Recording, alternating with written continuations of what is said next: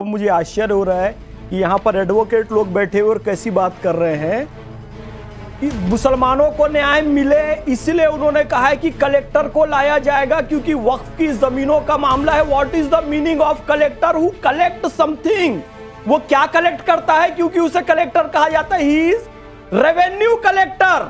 Revenue collect करता है। Revenue का सबसे बड़ा साधन भूमि होती है, तो भूमि के मैनेजमेंट के लिए, सही काम के लिए उसे लगाया गया। आपको एडवोकेट हो, क्या कानून की पढ़ाई की हो, तो मुझे तो ये समझ नहीं आता। मैं वही दीदी से पूछ रहा था, दीदी ये भी एडवोकेट है क्या? दूसरी बात मैं आपको बताऊं, कर लेंगे कपड़ों की जहां तक बात है ना सर, तो कपड़ों की बात आपने शुरू की थी दीदी, मुसलमानों के अधिकारों की आप बात करें ना। मुझे उस दिन तकलीफ हुई जिस दिन ये आदेश ये लोग जारी कर रहे थे जबरदस्ती कि मुसलमान ईद में पुराना कपड़ा पहनो, नया कपड़ा नहीं पहनो। आप कौन होते हैं? तौकीर रजा कौन होता है? असदुद्दीन ओवैसी, अकबरुद्दीन ओवैसी कौन होते हैं हमें पुराना कपड़ा पहनने के लिए? आपने इस्लाम में हस्तक्षेप किया, आपने ईद का राजनीतिकरण किया, आपने मुसलमानों को टूल किट समझा, आपने मुसलमानों को बंधुआ मजदूर समझा। लेकिन मुसलमान अब इस चीज से बाहर आ गया है। आज सड़कों पर लिखे सैकड़ों नारे न देख, घर अंधेरा देख, तू आकाश के तारे न देख, और दिल को बहला ले इजाजत है मगर इतना ना उड़, रोज सपने देख लेकिन 2029 के इतने प्यारे न देख। अब तुम्हारी सत्ता नहीं आने वाली। लेकिन वारिस भाई, पब्लिक आपसे बहुत सवाल पूछ रही है। मुकेश शर्मा फरीदाबाद से पूछ रहे हैं, वारिस भाई कह रहे हैं कि सरकार झूठ बोल रही है, तो ये तो खुद वकील हैं, और अगर कोई कानून से परेशानी है तो उनको अदालत पर भरोसा नहीं है क्या? अब बताइए, अदालतों पर भरोसा नहीं है, संविधान पर नहीं है? तो सुनिए, मैं आपकी भी सुना, संजय पूनावाला, अरे शहजाद पूनावाला की भी मैंने बात सुना, तो अभी इनका भी सवाल का मैं जवाब दे देता हूँ।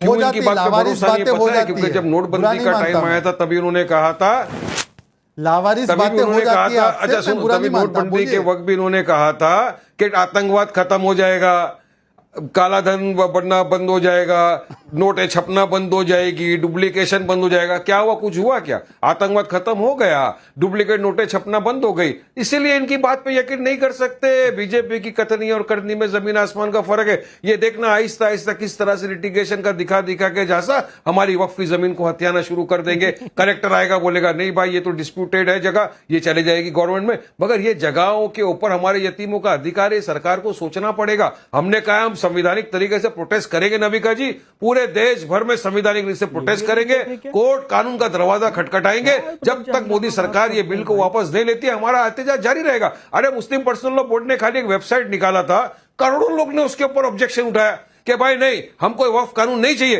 जब पूरा मुसलमान को नहीं चाहिए, पूरे विपक्ष को नहीं चाहिए, पूरे तो मुसलमान को क्या जिद है कि पूरे वक्फ का कानून मुसलमान लाए? को दो मुसलमान तो मेरे आजू बाजू बैठे हैं यहाँ स्टूडियो में। शहजाद पूनावाला पसमानदा मुसलमान है, फैज खान भाई मेरे यहाँ बैठे हैं, इनको तो नहीं चाहिए।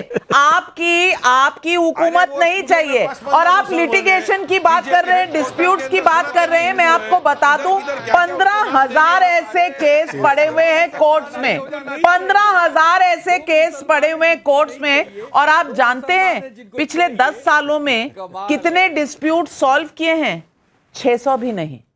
आपके वक्फ बोर्ड ने पुराने स्टाइल के जो लॉ है उसके अंडर में 600 केस भी नहीं रिजॉल्व हुए।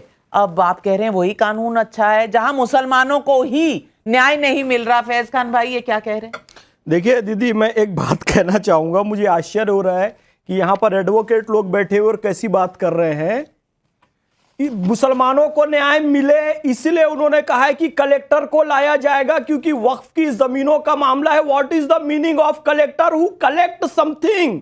वो क्या कलेक्ट करता है? क्योंकि उसे कलेक्टर कहा जाता है। He is revenue collector.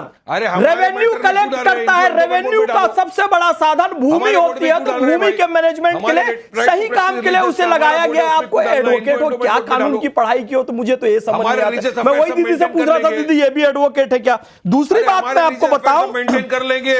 कपड़ों की जहां तक बात है ना सर, तो कपड़ों की बात आपने शुरू की थी दीदी, मुसलमानों के अधिकारों की आप बात करें ना। मुझे उस दिन तकलीफ हुई जिस दिन ये आदेश ये लोग जारी कर रहे थे जबरदस्ती कि मुसलमान ईद में पुराना कपड़ा पहनो, नया कपड़ा नहीं पहनो, ईद के दिन काली पट्टी बांधकर नमाज पढ़ो, शर्म नहीं आती है? ईद की नमाज का अपने राजनीतिक हित में आप लोग इस्तेमाल करते हैं। फिर कहता हूं, अल्लाह रब्बुल इज्जत खालिक कायनात ने ईद के लिए नया कपड़ा हजरत जिब्राइल अमीन के जरिए हजरत इमाम हसन और हजरत इमाम हुसैन के लिए भेजा था।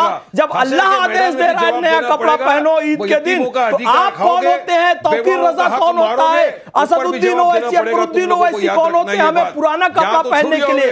आपने इस्लाम में हस्तक्षेप किया, आपने ईद का राजनीतिकरण किया, आपने मुसलमानों को टूल किट समझा, आपने मुसलमानों को बंधुआ मजदूर समझा। लेकिन मुसलमान अब इस चीज से बाहर आ गया है। और नाविका दीदी, स्पष्ट ये लोग सुन ले, शेरो शायरी की बात कर रहे हैं ना, मैं कहना चाहूंगा, आज सड़कों पर लिखे सैकड़ों नारे न देख, घर अंधेरा देख, तू आकाश के तारे न देख, और दिल को बहला ले इजाजत है मगर इतना ना उड़, रोज सपने देख लेकिन 2029 के इतने प्यारे न देख। अब तुम्हारी सत्ता नहीं आने वाली। 2047 में भारत विकसित भारत बनेगा। यदि स्पष्ट कर दिया गया है वक्फ की लैंड रेलवे के बराबर है और इनकम 126 करोड़ रुपए, इसलिए अमित शाह जी ने कहा पकड़ पकड़ के अपराधियों को निकाला। शब्द देखिए उनके, पकड़ पकड़ के निकाला जाएगा। जिन लोगों ने मुसलमानों के साथ अन्याय किया उनको बाहर पकड़ पकड़ के निकाला जाएगा, जेलों में डाला जाएगा, कार्रवाई होगी। अब मुसलमान आपके झांसे में आने वाला नहीं है। एक बात है, अब मुसलमान बेदार हो चुका है, बेदार हो चुका है। वारिस भाई, आप मुसलमान हैं, लेकिन फैज खान साहब की कितने मुसलमान हैं ये अब आप क्या टेस्टिंग करेंगे? आप टेस्टिंग करेंगे? पूरी कौम का सौदा करने बैठा ये लोग को मैं जानता हूं और आप नहीं, मैं आपको दिखा दूं, मैं आपको दिखा दूं, वहां मुस्लिम महिलाएं खड़ी हैं, वो कह रही है कि वक्फ बिल संशोधन अच्छी बात है। वहां लोग एक दूसरे को मिठाई खिला रहे हैं। भोपाल से ऐसे दृश्य देखने को मिले हैं, उत्तर प्रदेश से ऐसे दृश्य मिले हैं, पंजाब से मिले हैं। अब पूरी ठेकेदारी आपकी तो नहीं हो सकती ना वारिस भाई। वारिस भाई, अब आपको एक शेर याद आ रहा है वारिस भाई? एक शेर प्लीज, क्योंकि इन्होंने जिस तरह की भाषा का मेरे लिए इस्तेमाल किया है, मैं ये जरूर कहूंगा कि तुम्हारे पांव के नीचे कोई जमीन नहीं, और कमाल ये है कि फिर भी तुम्हें यकीन नहीं, और जरा सा तौर तरीकों में हेर फेर करो। मेरे हाथों में कॉलर हो, आस्तीन नहीं, तो तमीज से बात कीजिए। तौर तरीकों में मैं हेर फेर नहीं कर रहा हूं, क्योंकि मेरी बड़ी दीदी बैठी हुई है। फराज भाई, मैं एक नंबर भी आपको बताना चाहती हूं, और ये नंबर अभी लोकसभा में क्वेश्चन का रिस्पांस देते हुए आया है। मिनिस्ट्री ने कहा है कि जो वक्फ के ट्राइब्यूनल चल रहे हैं वहां 41,000 केसेस जो हैं वो पेंडिंग पड़े हुए हैं, जिसमें से सिर्फ 10,000 जो है वो मुस्लिम कम्युनिटी के हैं, और मैनेजिंग वक्फ के जो इंस्टीट्यूशंस हैं उनके खिलाफ हैं। तो 40,000 में से 10,000 केसेस तो मैनेजमेंट पे हैं। आप कैसे कह सकते हैं फराज भाई कि मैनेजमेंट के तौर तरीकों को सही करने की जरूरत नहीं है? नाविका जी, इसका मैं आपको बहुत अभी सटीक जवाब दे रहा हूं। देखिए, अभी लखनऊ में जो गोमती नगर एरिया है वो नरीमन पॉइंट ऑफ लखनऊ कहा जाता है। वहां पर एक बहुत बड़ा घपला हुआ है, जो कि इस खबर के हिसाब से एलडीए, लखनऊ डेवलपमेंट अथॉरिटी के जो कुछ कर्मचारी हैं उनकी मिली भगत से हुआ है। तो देखिए, करप्शन जो है, करप्शन सिस्टम के हर ऑर्गेनाइजेशन में, हर डिपार्टमेंट में पूरी तरह से फैला हुआ है। तो ये सीधी सीधी नाकामयाबी जो है ये भारतीय जनता पार्टी की सरकार की है। वक्फ बोर्ड में भी करप्शन हो तो वो भी भारतीय जनता पार्टी की है, और उत्तर प्रदेश में 8 साल। नहीं, मैं समझी नहीं। वक्फ बोर्ड तो आप चला रहे थे ना आज तक। और किसकी है वक्फ बोर्ड का? नहीं, और किसकी है? और किसकी है बताइए ना। वक्फ बोर्ड का मंत्री कौन है उत्तर प्रदेश में? ओम प्रकाश राजभर किस पार्टी से आते हैं? किसको समर्थन कर रहे हैं? कैसी बात कर रही हैं आप नविका जी? दूसरी बात, शहजाद पूनावाला ने अभी आनंद जी को जानबूझ करके 3 बार अंजुम बोला। अरे आनंद जी को आपत्ति हो, अच्छा, एक सेकंड, मुझे आपत्ति है, मैं इसका पहले कोई प्रॉब्लम की बात इसलिए नहीं है कि भारतीय जनता पार्टी की ये भारतीय जनता पार्टी की ये नियति है कि जो पार्टी किसानों को आतंकवादी कहे, जो पार्टी किसानों को उग्रवादी कहे, जो पार्टी किसानों को खालिस्तानी कहे, जो पार्टी किसानों को गुंडा कहे, वो पार्टी आपने सुना नहीं होगा, इन्हें भी संजय बुलाया दिखाया गया, पर खैर ये भी नोक-झोंक है, ये भी नोक-झोंक है। अब आप अपना सेंस ऑफ ह्यूमर भूल चुके हैं। मैं क्या ह्यूमर का नहीं, बहुत इंपॉर्टेंट इशू है, मैं बताता हूँ। सुन लीजिए 10 सेकंड नविका जी। फराज जी, आपको 10 सेकंड सुनना पड़ेगा। ये जवाब सुनिए, मैं आती हूँ। शाहीन बाग नहीं है, आपको सुनना पड़ेगा जी। अब तुमने चार्ज लगाया है तो सुनना भी पड़ेगा। किसने लाइसेंस दिया है आपको? अरे नाविका जी, या तो जवाब सुने या तो ये शाहीन बाग बना दे। सुन लीजिए, अब मैं अपनी बात रखता हूँ। हिंदू भाई, अरे भाई सुन लीजिए ना भाई, ठीक है, कट गया ओवर एक्टिंग के आपके एक्स्ट्रा टाइम पे आ गए। चलिए, मैं कह रहा हूं कि इनको बुरा लगा कि मैंने किसी को बाय वेरी जेन्युइन मिस्टेक किसी को अंजुम 2 बार बोल दिया। अब मैं बोलता हूं कि एक बार आनंद जी को स्क्रीन पर लाइए। आनंद जी, महाकुंभ का इंचार्ज आजम खान बने, वो ठीक था क्या? मुस्लिम के बदले कोई नॉन मुस्लिम वक्फ बॉडी जो स्टैट्यूटरी बॉडी हो उसमें तो ये हाथ खड़े कर दिए हैं।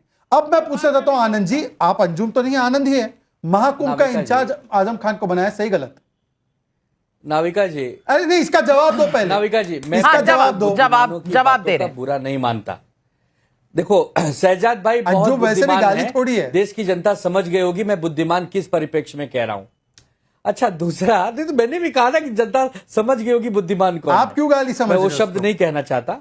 अच्छा, दूसरा, आजम खान अगर मंत्री हैं जिनके ऊपर ये कारभार है कि वो कुंभ की व्यवस्था को देखें, तो उसमें भी आप हिंदू मुसलमान ले आए। एमपी है फिर। आजम खान एक मंत्री है अपनी सरकार के, जिनके ऊपर एक जिम्मेदारी है कि आप उस व्यवस्था को देखें। क्योंकि जीजू जी ने बौद्ध धर्म के होकर अगर ये इंट्रोड्यूस किया तो इतने सवाल खड़े हो गए, लेकिन आजम खान मंत्री हैं तो धर्म कैसे बीच में आ गया?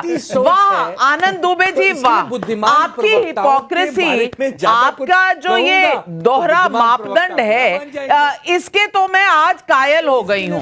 कल तक भगवा पसंद था, आज भगवा पहना है, लेकिन सोच कहां चली गई है? वह आज भगवा आतंकवाद के साथ दिखता है। आज आप उन्हीं पार्टियों के साथ है ना जिन्हें भगवा में आतंकवाद दिखता है।